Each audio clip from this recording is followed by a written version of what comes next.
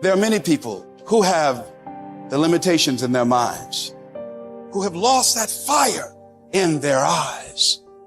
Most people, ladies and gentlemen, go to their graves living a life far below their potential.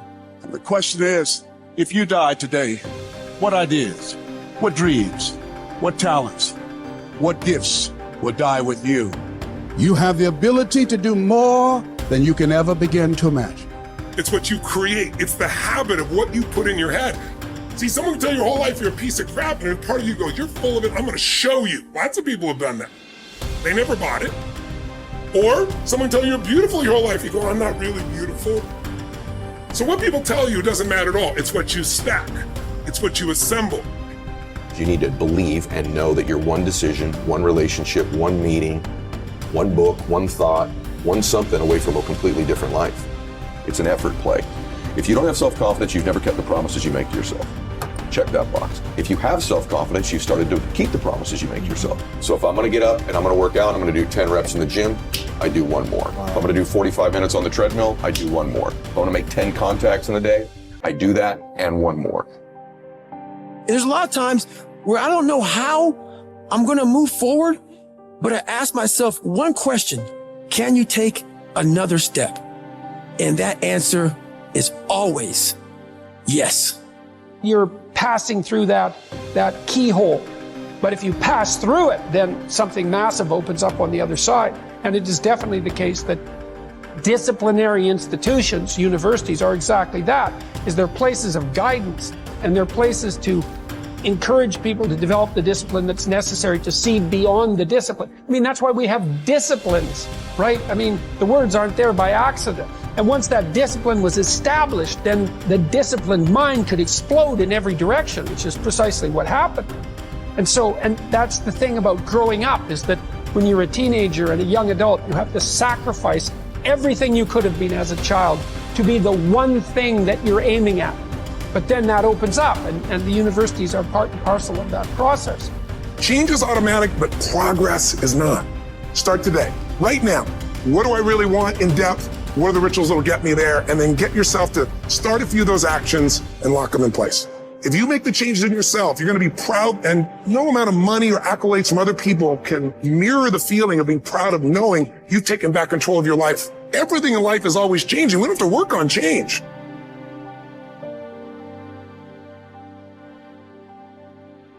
The major key to the good life.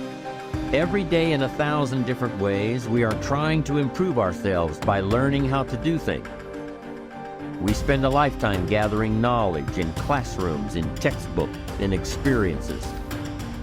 Now, if knowledge is power, if knowledge is the forerunner to success, then why do we fall short of our objectives? Why, in spite of all our knowledge and in spite of our collective experiences, do we find ourselves aimlessly wandering, settling for a life of existence rather than a life of substance? There may be many answers to this question. Your answers may be different than your associate or your spouse's or your friends. The fundamental answer is the absence of discipline. Applying all that we know. Discipline. Self-discipline. We might add one more word here: consistent. Consistent self-discipline. It doesn't really matter how smart you are or how much you know if you don't use it. And once you're disciplined, like you're like a sharpened sword, man, like a well-tempered blade, and then you can go out there and operate in the world.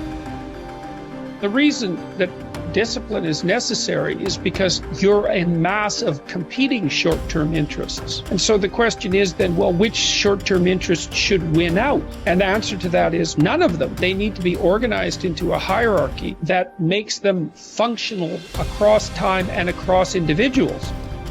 Get it really simple, things you do right now to change your life. You can go to experience it that day, and then you get momentum.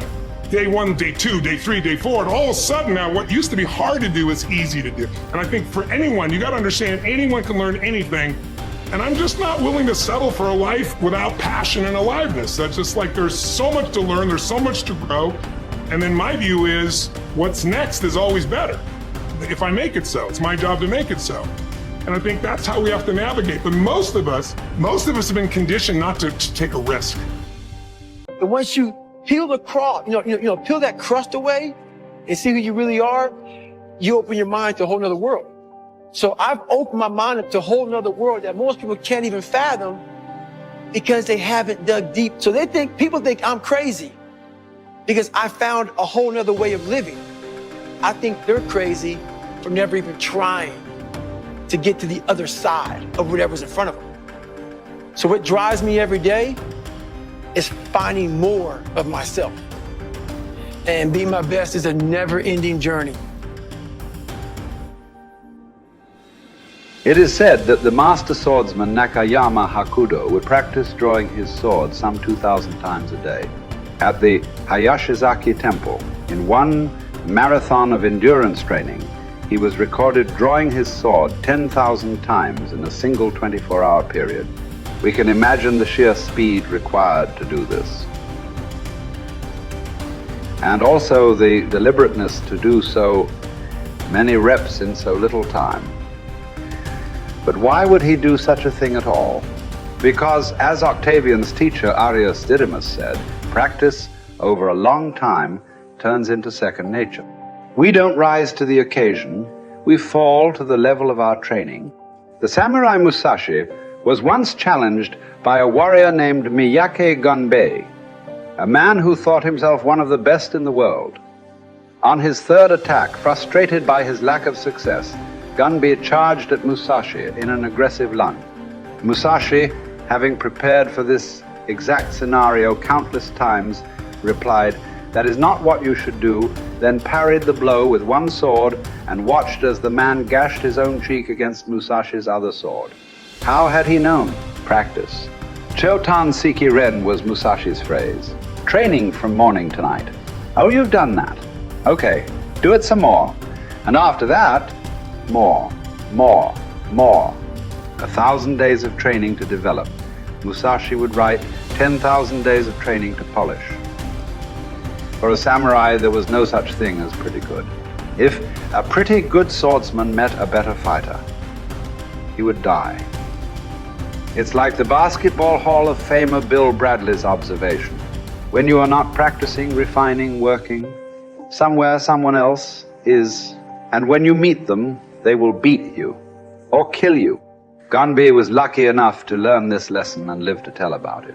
In fact, after Musashi treated the man's wound, Gunbei accepted that he was outmatched and became Musashi's student, training and practicing under him until he was no longer prone to the mistakes that come from such rashness. Look, this is not a drill. There is no greatness without practice. Lots of practice, repetitive practice, exhausting, bone-crunching, soul-crushing practice. And yet, what emerges from this practice is the opposite of those three feelings. Energy, strength, confidence. You deserve that. Yes, your body will burn, but that's the evidence. From that burning comes real heat, heat you can apply to your craft, to your work, to your life. The cellist Pablo Casals practiced continually late into his life, even long after he was widely considered a master, because he believed he was still making progress. In fact, we might say that progress and practice are synonyms. You can't have the former without the latter. And the latter is worthless without the former. Drawing the sword from the scabbard, thrusting, blocking. To build up your stamina for those skills, you lift weights, you do conditioning. To put it all together, you spar. It's the same with music. You can jam with other talented musicians. You can put all those sessions together to learn new songs. But before all that, as Casals did, you can simply practice your scales in your bedroom for hours upon hours. What are those scales for you? You better know, and you better be doing them. No matter what you do, practice will make you better. Florence Nightingale wanted young nurses to understand that nursing was an art that required as hard a preparation as any painter or sculptor's work. Churchill spent many evenings practicing his impromptu performances. Only you know what it will look like to train in your art like a samurai, an Olympic athlete, a master in pursuit of excellence. Only you will know what you need to practice from morning until night, what to repeat 10,000 times. It won't be easy, but in that burden is also freedom and confidence.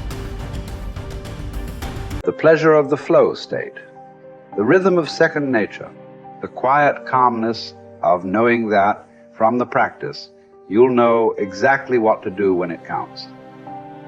The pride and the dependability of doing it too.